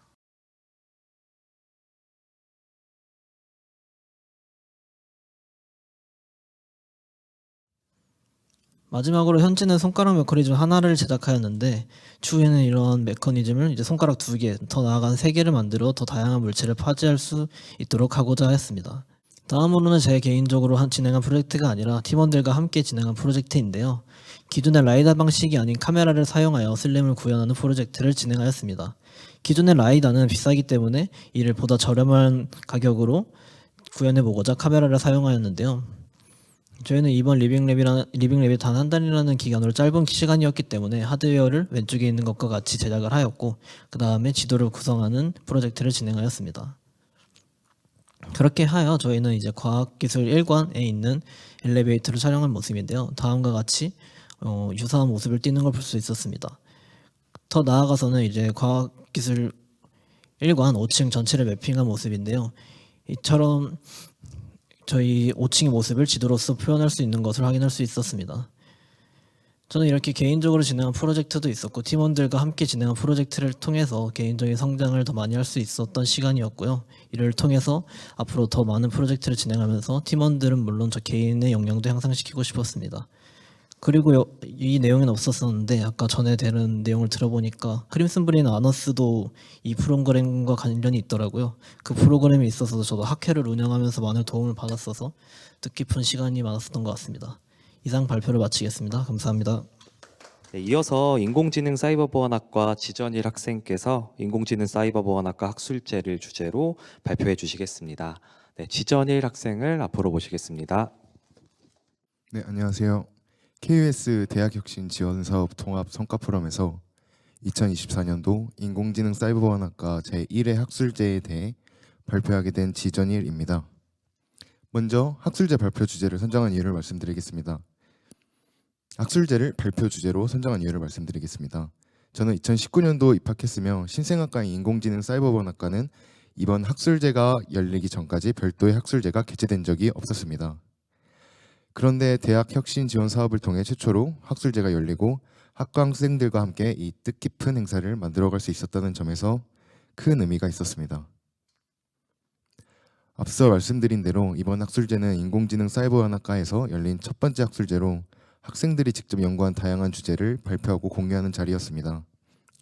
특히 AI 기반 보안 기술, 사이버 공격 탐지, 데이터 보호 등 보안 분야의 다양한 주제가 다뤄졌으며 흥미로운 연구들이 발표되었습니다. 또한 100명이 넘는 학과 학생들이 참가하여 서로의 연구와 학습 내용을 공유하고 자유롭게 이야기를 나누며 아이디어를 교류하는 뜻깊은 시간을 가졌습니다. 학과 학생들과 함께 다양한 아이디어를 나누고 연구 주제에 대해 토론하면서 서로의 생각을 공유하는 과정 자체가 매우 의미 있는 경험이었습니다. 학술제는 학과장님의 계사로 시작되었습니다. 이번 학술제에서는 다양한 프로그램이 마련되어 학과 학생들에게 유익한 시간을 제공했습니다. 먼저 학생들의 연구 성과를 공유하는 포스터 세션이 진행되었고, 포스터 세션은 학년별로 우수팀을 선정하여 장학금을 수여했으며 학생들의 연구 활동을 더욱 독려하는 의미 있는 시간이 되었습니다. 이어서 학과 졸업생 선배들이 취업 전략과 경험을 나누는 발표가 진행되었습니다. 마지막으로 특별 강연까지 준비되어 있어 학술제가 더욱 의미 있고 풍성한 자리로 꾸며졌습니다. 포스터 세션에서는 많은 학생들이 직접 연구한 내용을 포스터 형태로 제작하여 발표하였습니다. 참가 학생들은 전시된 포스터를 자유롭게 둘러보며 다양한 연구 주제를 접하고 의견을 나누는 기회를 가졌습니다. 특히 많은 학생들이 전시된 연구 주제에 대해 토론하며 새로운 아이디어를 얻을 수 있었고, 포스터 발표자들은 자신의 연구를 설명하고 피드백을 받는 과정을 통해 더욱 발전할 수 있는 계기를 마련할 수 있었습니다. 이번 학술제에서는 다양한 주제의 연구가 발표되었습니다. 포스터 발표된 연구 중 일부를 살펴보면 WPA3 환경에서의 와이파이 보안 인증 해제 공격, 그리고 자연어 처리를 활용한 시나리오 기반 웹 스캐너, RAG와 원데이 학습을 활용한 취약점 분석 프레임워크 제안, 프라이버시 카메라 AI를 활용한 이미지 개인정보 보호 기술 등이 있었습니다. 이처럼 보안 분야의 다양한 연구들이 진행되었으며 포스터 전시를 통해 학생들이 연구 내용을 공유하고 서로 피드백을 주고받는 의미 있는 시간이 되었습니다. 전시대 포스터들은 학생들과 학과 교수님들의 평가를 통해 학년별 우수 연구팀이 선정되었고, 선정된 팀에게는 장학금이 수여되어 연구 성과를 더욱 인정받는 계기가 되었습니다. 특히 이번 학술제가 저에게 더욱 뜻깊었던 이유는 제가 제출한 포스터가 4학년 우수 연구팀으로 선정되었다는 점입니다. 이번 학술제에서는 학생들의 연구 발표뿐만 아니라 선배들의 취업 전략과 실무 경험을 공유하는 시간도 마련되었습니다. 선배들은 취업 준비 과정에서의 전략과 커리어 개발 팁을 공유하며 취업에 관련된 Q&A 세션도 진행하였습니다. 또한 직무 선택부터 취업 준비 과정까지 현실적인 조언을 제공해서 취업을 앞둔 학생들이 자유롭게 질문하고 다양한 경험담을 들을 수 있는 뜻깊은 시간을 가졌습니다. 이와 함께 임상시험 솔루션의 AI 적용 with ChatGPT라는 주제로 초청 강연이 진행되었습니다. 강연에서는 AI 기술이 의료 및 보건 사업에서 어떻게 활용될 수 있는지를 다루었으며, 이를 통해 다양한 산업에서의 AI 적용 가능성을 탐색할 수 있었습니다. 이번 2024년도 인공지능 사이버보안학과 제1회 학술제는 다양한 연구 발표와 강연, 네트워킹 기회를 제공하며 성공적으로 마무리되었습니다. 100명이 넘는 학생들이 참가하며 학술적 교류를 나누고 서로의 연구에 대해 배우며 의미 있는 시간을 보냈습니다. 이번 학술제는 단순한 발표의 장을 넘어 학생들 간의 협업과 아이디어 공유의 기회가 되었습니다. 비록 저는 졸업하지만 앞으로도 2회, 3회 학술제가 지속적으로 열려 더 많은 연구와 지식이 공유될 수 있기를 기대합니다. 네, 감사합니다. 네, 발표 감사합니다. 네, 이어서 식품생명공학과 정윤재 학생께서 시감각형 연화식 3D 푸드잉크 개발을 주제로 발표해 주시겠습니다. 정윤재 학생을 앞으로 모시겠습니다. 네, 안녕하세요. 2024학년도 지방대학 활성화사업 우수사례 발표를 맡은 식품생명공학과 20학번 정윤재입니다. 오늘은 시감각형 연화식 3D 푸드 잉크 개발이라는 주제를 통해 저와 저희 팀이 2024학년도 1년 동안 이룬 성과에 대해 간략히 말씀드리겠습니다.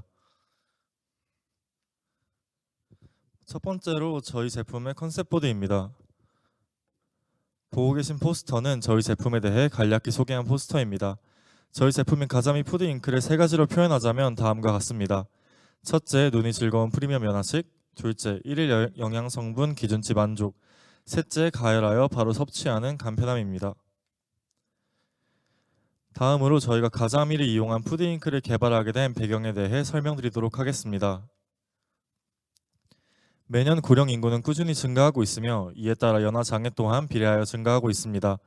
연화장애의 경우 흡인성 폐렴을 유발하고 노인에게 있어 흡인성 폐렴은 매우 치명적입니다. 흡인성 폐렴은 일반적인 폐렴과는 달리 일반적인 증상이 외부로 나타나지 않으며 식욕 상실과 무기력을 겪다 사망하는 경우가 대다수입니다. 왼쪽에 있는 제품은 시중에 판매되고 있는 연화식입니다. 이 두 제품은 가름식의 형태로 연화장애에 적합한 물성이지만 보시는 것과 같이 시각적 만족감은 부여하지 못한다는 단점이 존재합니다. 이는 조기 포만감과 식욕 부진을 유발하여 노인의 영양소 부족을 야기합니다. 따라서 재성형을 통한 시각적 만족감을 줄 수 있는 연화식이 필요하다는 생각을 했습니다. 이에 대한 해결책으로 저희는 3D 푸드 프린터를 이용한 시감각형 연화식을 만들고자 하였습니다. 앞서 말씀드린 연구 개발 배경을 바탕으로 저희의 개발 초기에 설정한 연구 목적을 요약하면 다음과 같습니다. 첫째, KS 규격과 UDF 규격을 모두 충족한 물성. 둘째, 고령자에게 부족한 영양소의 보충. 셋째, 3D 프린터를 통한 재성형으로 시각적 문제 해소. 마지막으로 기존의 복잡한 연화식 제조 공정 과정의 간편화입니다. 저희 제품의 제조 공정에 대해 말씀드리도록 하겠습니다. 가자미를 주 재료로 한 3D 푸드 잉크의 제조 공정은 다음과 같습니다. 냉동 상태의 가자미를 온도가 40도인 2% 소금물에서 7분간 해동합니다. 해동된 가자미를 110도에서 12분간 친 후 물을 첨가하여 분쇄합니다. 이후 마늘가루와 소금을 첨가하여 1차적으로 교반한 뒤 점도 증진제를 첨가하여 2차적으로 교반합니다. 이렇게 완성된 가자미 푸드 잉크를 포장재에 충진하여 살균한 뒤 냉각시키면 제조가 끝납니다. 이제 저희 제품의 최적 배합비를 구하는 과정에 대한 자료입니다. 저희는 3D 푸드 프린터로 적층이 가능하며 연화식의 물성에 부합하는 잉크를 만들기 위해 가자미, 물, 그리고 점도 증진제의 최적 비율을 찾고자 RSM을 진행했습니다. RSM이란 반응 표면 분석법으로 독립 변수들의 최대 최소값을 설정하여 박스벤캠 방법으로 15개의 실험구를 도출해 물성을 측정하는 기술입니다. 위 방법을 활용해 저희는 물성 측면에서 최적의 레시피를 도출했습니다. 이어 저희의 RSM 결과 자료를 보여드리겠습니다. 왼쪽에 보이시는 표는 독립 변수의 최대 최소 범위를 나타낸 표이며 오른쪽 표는 이를 통해 도출해낸 15개의 실험구입니다. 위 사진은 15개의 실험구의 TPA 측정을 진행하여 종속 변수에 해당하는 값을 나타낸 표이며 이를 통해 실험 설계의 유의성을 확인하였을 때 본 RSM에서의 잔차는 각각 정규 분포성, 등 분산성, 그리고 독립성을 만족하고 있음을 확인했습니다. 이후 저희가 설정한 최적의 레시피를 5반복 TPA 실험을 진행하여 재현성 검증을 실시했습니다. 이때 최종 하드니스는 0.441 플러스 마이너스 0.038로 저희가 RSM 초기에 도출한 최적 조건과 근접함을 확인할 수 있었습니다. 앞에 보이시는 사진은 산출해낸 최적의 레시피를 안정성 평가를 마친 후 관능 평가를 실시한 사진입니다. 관능 평가는 80에서 90대 남녀 노인 16명을 대상으로 5정 평점법을 통해 경도, 점착성, 응집성, 삼킴성의 항목을 평가했습니다. 이를 통해 다음 표와 같은 결과를 얻었으며 특히 삼킴과 관련 있는 응집성과 삼킴성에서 5점을 받을 수 있을 만큼 우수한 품질로 평가받았습니다. 가자미 푸드 잉크를 요약하자면 다음과 같습니다. 가자미를 찐 후 곱게 갈아 감미한 뒤 점도 증진제를 추가해 물성을 맞춥니다. 이후 포장재에 충진한 뒤 살균을 통해 안전성을 확보한 후 3D 푸드 프린터를 통해 출력하여 심미적 만족감을 줄 수 있는 연화식입니다. 저희 연구는 3D 푸드 프린터로 출력 및 적층이 가능한 물성과 연화식 물성을 동시에 만족하는 3D 프린팅 연화식 물성의 기준을 제시하며 현재 연화식 유통 방법인 냉동에서도 안정한 물성임을 확인하였습니다.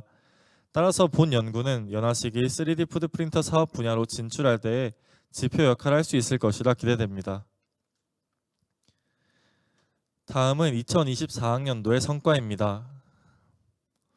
저희는 가자미 푸드 잉크라는 주제를 가지고 각각 한국식품영양과학회 제품개발 경신대회 대상, 그리고 식품 외식 푸드테크 기술 사업화 교육 최우수상이라는 성과를 거두었습니다.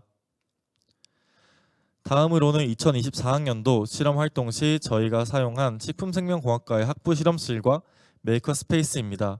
이 공간은 실무 역량 강화 교과목 수강자 확대와 외부 경신대회 수상 실적 도출이라는 목적을 가지고 2024학년도 지방대학 활성화 사업 지원하에 설립되었습니다. 이처럼 지원받은 캡스톤 디자인 전용 실험 공간이라는 메이커 스페이스는 3D 푸드 프린터뿐만 아니라 발효 및 추출, 시료 및 제품 제작에 사용 가능한 농축기, 실링 머신, 각종 건조기와 발효기 등을 갖추고 있어 실무 경험을 학부생들의 주도하에 직접 쌓을 수 있었으며 이를 통해 좋은 아이디어와 제품이 완성되기까지 든든한 지원이 얼마나 중요한지 다시 한번 실감했습니다. 발표 들어주셔서 감사합니다. 네, 제 2세션의 마지막으로 응용수리과학부 서경민 학생께서 수리 모델을 이용한 자율주행 안전성 검증이라는 주제로 발표해 주시겠습니다. 서경민 학생을 앞으로 모시겠습니다. 네, 안녕하십니까. 저는 고려대학교 응용수리과학부 4학년에 재학 중인 서경민입니다. 저는 작년 2학기에 학과 캡스톤 디자인 과목에서 수리 모델을 이용한 자율주행 안전성 검증이라는 주제로 연구를 진행했고 학과 학술제와 빅페스타 등 다양한 행사에 참여했습니다. 그럼 본격적으로 발표 시작하겠습니다. 자율주행 차량의 목적은 사고를 줄이고 교통 효율성을 높이기 위해서 개발된 차량입니다. 하지만 앞에 보이시는 기사들처럼 자율주행 관련 이슈는 끊임없이 발생하고 있습니다. 사고가 났을 때 누구에게 책임이 있는지 명확하지 않을 수 있고 외부 환경으로 인해 데이터 해석에 오류가 발생할 수 있습니다. 또한 돌발 상황에 대한 대응력이 부족할 수도 있고 운전자와 주변 사람들과의 협력이 부족할 수도 있습니다. 따라서 저는 자율주행 차량의 안전성 검증의 필요성을 느껴서 본 연구를 진행하게 되었습니다. 이 연구에는 몇 가지 수리 모델이 사용되었습니다. 첫 번째는 마르코프 과정입니다. 통상적으로 저희가 내일의 날씨를 예측할 때 오늘의 날씨를 기준으로 판단하지 어제의 날씨는 고려하지 않습니다. 다시 말해서 과거와 현재가 주어졌을 때 미래 상태가 현재 상태, 즉 직전의 상태에 의해서만 결정이 되는 과정을 의미합니다. 그래서 앞서 말씀드린 마르코프 과정보다 저희는 PDMP라는 한 단계 업그레이드된 모델을 사용했습니다. 이 결정론적 상태 변화와 불연속적 점프 또는 확률적 점프가 결합된 시스템을 의미합니다. 다시 말해서 이 규칙적인 행태를 보이다가 예상치 못한 상황이 발생하는 시스템을 일컫습니다. 예시를 들어 쉽게 풀어서 설명을 드리자면 저희가 운전을 할 때 자동차는 노선을 따라서 주행합니다. 이를 결정론적 상태 변화라고 하고요. 하지만 신호가 바뀌거나 사고가 발생하게 되면은 이 차량을 멈추거나 차로 변경이 필요한데 이를 불연속적 점프 또는 확률적 점프라고 저희가 말합니다. 날씨를 예측할 때도 비슷한 맥락입니다. 온도는 천천히 변화합니다. 이를 결정론적 상태 변화라고 하고요. 하지만 갑작스러운 소나기나 태풍, 홍수같이 자연재해가 발생할 수 있는데 이를 불연속적 점프라고 합니다. 그래서 이런 연속과 불연속이 공존하는 이런 실제 도로 상황에서 이 자율주행 차량은 도로에서의 돌발 상황에 대응할 수 있어야 하기 때문에 저희는 PDMP라는 수리 모델을 사용했습니다. 다음으로는 P-Safety, 즉 P-안전성에 대한 개념도 사용을 했는데요. 간단히 말해서 이거는 시스템이 위험한 상태에 도달할 확률이 1-P 이하라는 것은 곧 P 이상의 확률로 안전하다는 것을 의미합니다. 다음은 저희가 사용한 알고리즘에 대해서 설명을 드리겠습니다. 네, 정상주행, 정지, 장애물 회피 총 3가지의 상태를 가정하고 초기에는 저희가 스칼라 필드랑 벡터 필드를 설정했습니다. 스칼라 필드는 선형함수 U로 설정했고 U가 0보다 크다면은 안전하지 않은 상태, 그리고 U가 0보다 같거나 작으면은 안전한 상태라고 저희가 간주했습니다. 벡터 필드는 총 4개의 모드로 구성했고요. 모드는 0부터 3까지 이제 차례대로 기본 동력학, 그다음에 선형, 장애물 회피, 긴급 정지 동력학 이렇게 4가지로 구성했습니다. 네, 저는 이 정상주행, 정지, 장애물 회피 총 3가지의 상태를 가정하고 이제 각각의 상태로 전해될 확률을 나타낸 마르코프 전이 행렬을 구성했습니다. 이제 행렬은 지금 보이시는 것과 같이 구성을 했습니다. 그리고 안전율 계산입니다. 안전한 구역에서 불안전한 구역으로 이동하는 유선을 안전하지 않다고 간주를 했고요. 그다음에 유선의 개수를 이용해서 안전율을 계산했습니다. 안전율 공식은 다음과 같이 보이시는 것과 같이 사용을 했습니다. 네, 출력 결과에 대해서 말씀드리도록 하겠습니다. 네, 출력 결과는 다음과 같습니다. 보이시는 사진은 모드 0, 즉 기본 동력학에서 이 유선의 개수를 100개로 설정하고 시행한 결과입니다. 이 사진에 보이시는 이런 파란색 구불구불한 선이 유선이고요. 그 우측 상단에 보이시는 그 빨간색 구역이 위험 구역입니다. 이 붉은 구역에 유선이 있지만 이제 저희가 안전한 구역에서 위험 구역으로 이동하는 유선만을 안전하지 않다라고 간주를 했으므로 안전율 계산에 포함되지 않았습니다. 그래서 따라서 시스템의 안전율은 100%가 나왔습니다. 하지만 이는 1회 시행했을 때의 결과고요. 제가 한번 여러 번 시행했을 때는 96%가 나올 때도 있고 어떨 땐 뭐 98%, 94% 되게 천차만별이었습니다. 그래서 저는 보다 정밀한 계산의 필요성을 느꼈습니다. 그래서 보다 정밀한 안전율 계산을 위해서 전 유선을 100개에서 10,000개로 100배를 늘렸고요. 다양한 동력학에서 행태를 파악하기 위해서 이제 총 4가지의 모드에서 실행했습니다. 이제 매 시도마다 안전율은 달라지지만 오차 범위는 플러스 마이너스 0.1% 포인트에 불과했습니다. 네, 이번에는 위험 구역을 한번 키워보았습니다. 이제 불안전 구역의 크기를 8분의 1로 늘렸을 때, 전체 8분의 1로 늘렸을 때 차례대로 모드 0에서부터 3까지 안전율은 95.94, 97.95, 99.54, 99.80%가 도출되었습니다. 네, 불안전 구역의 크기를 4분의 1로 늘렸을 때는 차례대로 모두 0에서부터 3까지 안전율은 94.26, 97.73, 99.16, 99.43%가 도출되었습니다. 결론을 말씀드리자면 유선을 저희가 100개에서 10,000개로 늘렸다고 해서 움직임 파악은 조금 힘들 수 있겠지만 안전율은 훨씬 정밀하게 도출이 되었고요. 불안전 구역을 늘렸다고 해서 안전율이 크게 감소하지는 않았던 걸로 확인했습니다. 그리고 4가지 모드 중에서 대체로 모드 0, 1보다 모드 2, 3에서의 안전율이 조금 더 높았습니다. 네, 이제 현재 진행 상황과 향후 계획에 대해서 말씀드리겠습니다. 저는 그 차량에 있는 라이더 센서 기반에 있는 포인트 클라우드 데이터를 이용해서 장애물 회피 경로와 안전율을 계산하는 연구를 진행하고 있습니다. 총 주행 시간과 위험 구역에 머무르는 시간을 이용해서 안전율을 계산하고 이 회피 벡터로 위험한 구역을 회피하려는 행태를 보이는 것이 특징입니다. 그래서 저는 이제 앞으로는 동적인 장애물을 구현해서 자율주행 차량이 돌발 상황에도 잘 회피할 수 있도록 구현을 해볼 예정입니다.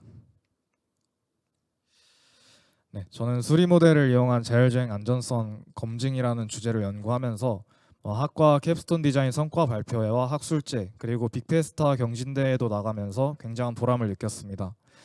단순히 전공 수업을 수강하는 것과는 달리 제가 능동적으로 하고 싶은 연구를 해볼 수 있다는 점이 너무나도 만족스러웠던 것 같습니다. 이제 앞으로도 지방대학 활성화 사업이 꾸준히 이루어져서 더욱 많은 학생들이 다양한 행사와 대회에 참여하면은 정말 좋을 것 같습니다. 네, 이상으로 발표 마치겠습니다. 감사합니다. 네, 발표 감사합니다. 네, 총 10분이 총 2개 세션에 나눠서 발표를 해주셨는데요.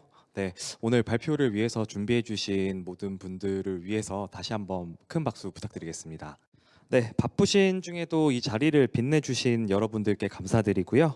또 온라인 유튜브를 통해서 참석해주신 분들께도 네, 다시 한번 감사의 말씀을 드리겠습니다. 네, 이상으로 2024학년도 KUS 대학혁신지원사업 통합성과 포럼을 마치도록 하겠습니다. 참석해주신 여러분들께 진심으로 감사의 말씀 드리겠습니다. 감사합니다.